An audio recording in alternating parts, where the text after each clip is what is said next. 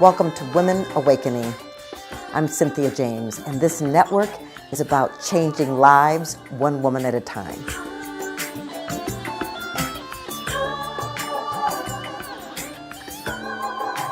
We are indeed changing this planet one woman at a time. And I'm so grateful that I get to bring to you women that inspire me, women that are making a difference, women that have been on their own journey of awakening. And so my guest today is someone that I love. We've been friends for quite a long time. Her name is Patti Montella. Let me just read about her. She built a thriving corporate career before leaving it all behind in 1998 to dedicate her life to uplifting society under the guidance of renowned spiritual leader Sri Sri Ravi Shankar. She is an international speaker, an inner transformation expert. She's taught the wisdom of ancient yogic scientists to tens of thousands of people worldwide, from CEOs and government leaders to royalty and college students over the past 25 years.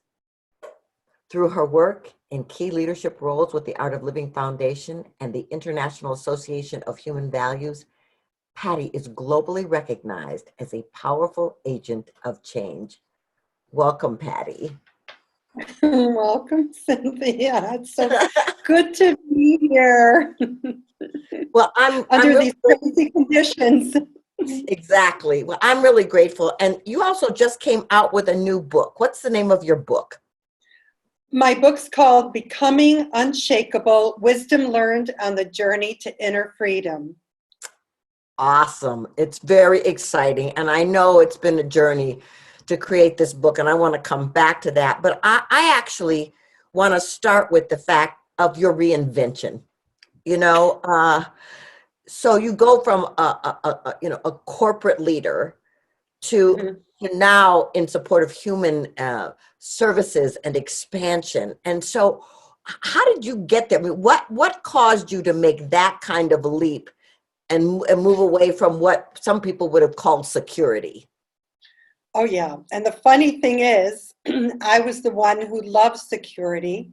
And the fact that I made the leap when I did, I mean, it was a big message that I was willing to give up security to jump into the unknown, which is a description of faith, jumping into the unknown. And it was just two things. One is I've been a volunteer in some capacity most of my life. I really started at a young age and I never stopped. And so after a painful divorce and the death of a friend, I started thinking so much about myself that I got tired of thinking about myself. And I decided I need to return to what always brought me a lot of joy, which was volunteering. And after I got on that track, then I met my guru, Sri Sri Ravi Shankar. Not that I knew what a guru was at the time, or even knew that I was looking for one. I didn't know that I was. But the moment I met him, it was an instant connection.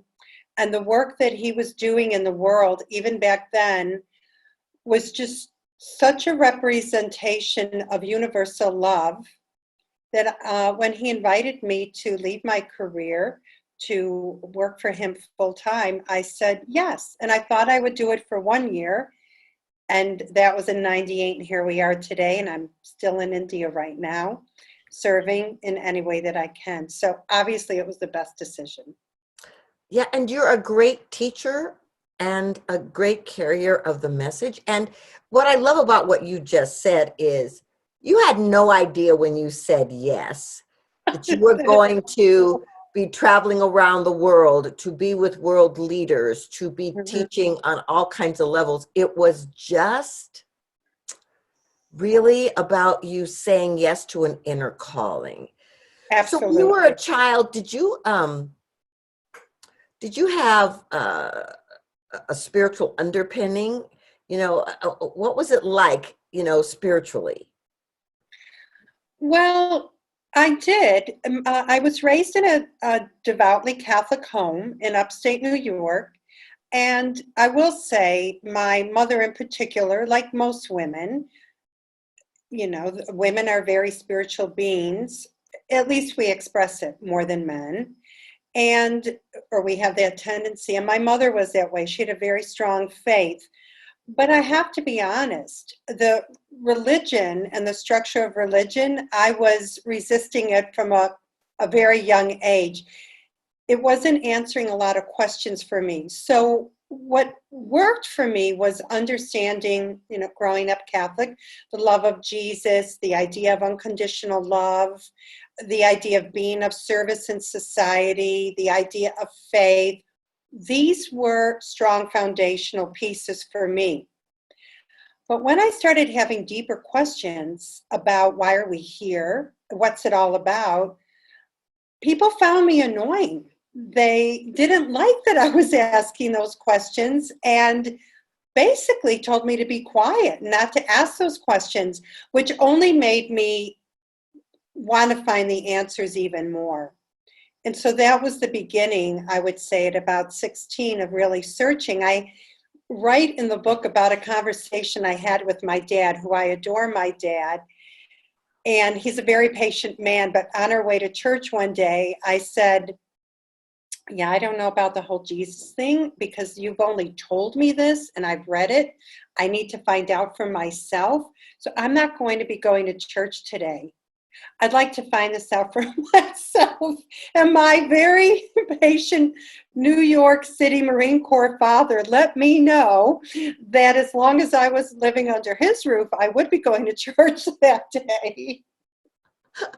And I said, okay, fair enough. But when I'm old enough, I'm going to find out the truth about life for myself. So the foundation was there through the parents and through the church, but I wanted to have a deeper understanding, and that was my own journey. Oh, it's so funny because, I've had a similar journey to you. As a kid, I was asking all kinds of questions. It's like, well, how come God's so mad? And where does love come in? And I was asking all those kinds of questions, and they were like, "Oh, please sit down and stop asking." Please sit down and be quiet. Exactly. So here you are traveling all over the world. I mean, I was with you in India speaking at the women's conference there, and I was so grateful for the introduction from you. But I want to know, what is the biggest challenge in the work that you do? You're traveling constantly, you're teaching, you're being with all kinds of different people. What's the biggest challenge for you? Honestly, it doesn't matter where I am, Cynthia. The biggest challenge is people's resistance to wake up. Mm. And seeing the need, just today I was reading an article where the World Health Organization is saying that the mental health is already at a crisis due to the pandemic, and it was already at near epidemic levels, stress and anxiety and loneliness before the pandemic. So knowing that this mental health crisis is happening and that it will continue to get worse if we don't have the tools and techniques to manage our mind and emotions, I find it challenging to be able to reach people quick enough and put different tools and techniques in their hands so that they don't have to go through suffering. Mm-hmm. And even in that article, the World Health Organization, who were my organization partners with quite closely, I'm already thinking today, even while I'm in India on lockdown, what can I do from here to get that message out that you can holistically heal yourself and you don't have to suffer.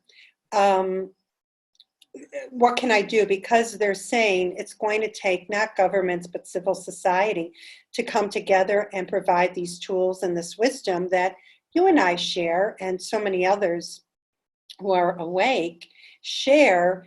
It's going to take that collective effort to bring these things to people remotely. So my mind is already whirling. Okay, who do I know? What can I do? And how can we bring that message out there? Which is why the things that you do, like the podcast and all the many things that you do, I appreciate so much, because bringing forth human values is a really big effort, and we have to be able to do it together.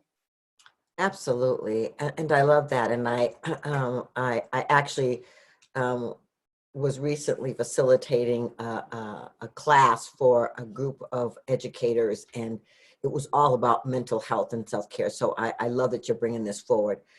You know, I want to talk about women because, you know, I feel like it's the time of woman on the planet. And what I mean by that is like, it's like there is something happening inside of women calling them to be bigger, to be more visible, to be more powerful, right?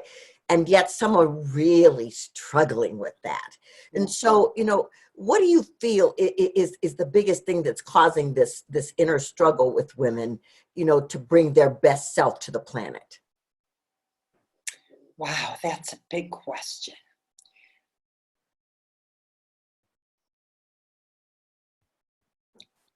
When I think about it, you know, I know a lot of powerful women like you that wouldn't hesitate, but I would say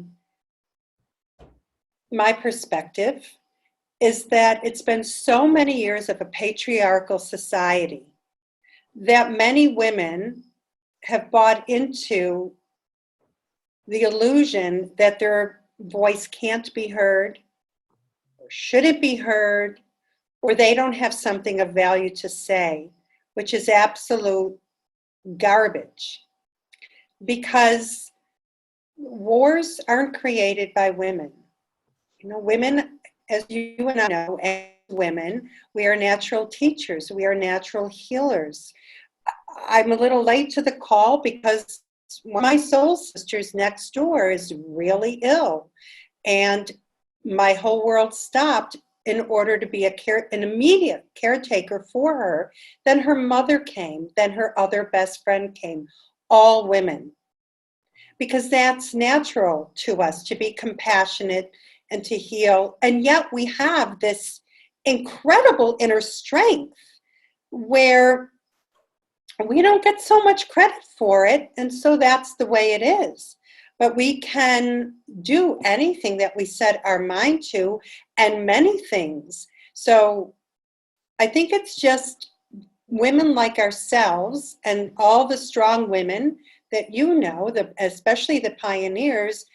We need to do a better job with more dynamism, in my opinion, to bring up the younger generation and to push them on the stage with us and to hold their hands with us until that self-confidence comes up and that knowingness that I have something of value to share and something to say, whether they're a homemaker, whether they're a business leader, whether they're an educator. You know, every woman has a unique experience from many perspectives in a family and a contribution. So that's what I feel. It's just one last thing to share. When I first started teaching younger people, college age people, it was stunning to me. I don't remember if I shared this with you before or not, but I do a personality development program. It's like a spiritual boot camp.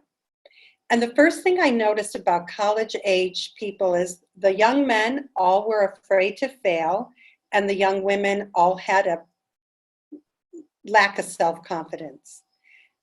And it really shocked me. And it shows that this is something that comes through society, right? This is some kind of mental conditioning, but it's not true.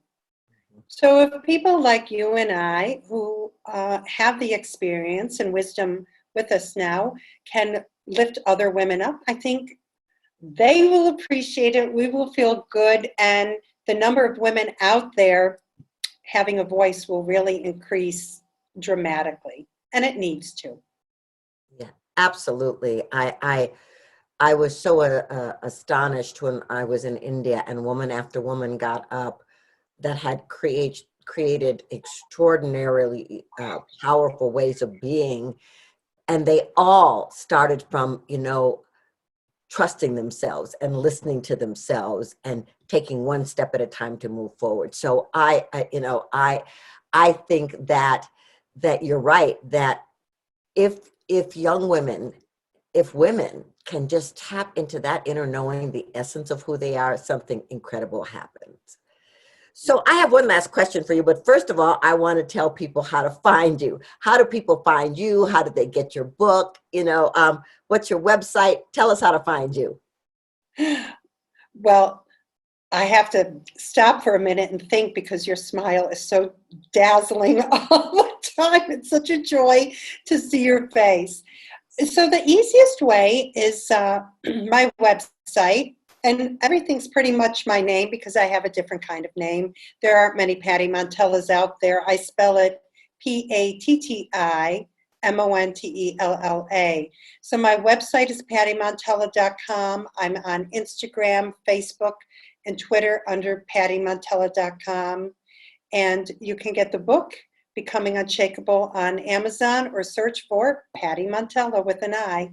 Beautiful, beautiful. Ladies, the book is incredible. She's amazing and just one of the greatest teachers I know.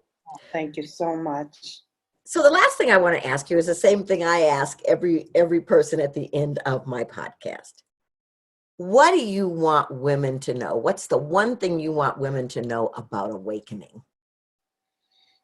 I want women to know that they are powerful and that they are multidimensional. Along with having every woman, whether she has children or not, has the heart of a mother. Isn't it? Mm-hmm. I'm a mother to thousands and thousands of people around the world, although I've not had natural children. And at the same time, there's a Hindu goddess, I'm here in India, Durga. And so when I really need to call it up, I think of Durga as a warrior. And so every woman is powerful with that blend of heart and Shakti, divine energy, power to move forward. And it looks different in each of us. So just because we see a woman that we might feel, oh, she must, have had some advantage I didn't have, or some education I didn't have, or some opportunity I didn't have that makes her more powerful, don't believe it. Because you have it as well. Your expression will be different than my expression, but it's there and it wants to come out. And as you say, Cynthia, now's the time. Oh, thank you, Patti. That is so beautiful. I want to thank you for being here. I want to thank you for what you do in the world. You are an inspiration and a guide on this planet. Oh, it's my joy, and anything I can do for you or anyone else, just let me know. Beautiful. So, ladies, thank you for being here. Thank you for listening to the podcast and meeting these incredible women. I am so grateful. Please come back often. We put up content frequently. Share this with other women. Invite them to come and be a part of the community and subscribe. What I want you to know is that you're a unique imprint. You are powerful, you're dynamic, and you're magnificent. You are here for a divine purpose on this planet at this time. I love you, and I'm so grateful to have you in my life. Many blessings.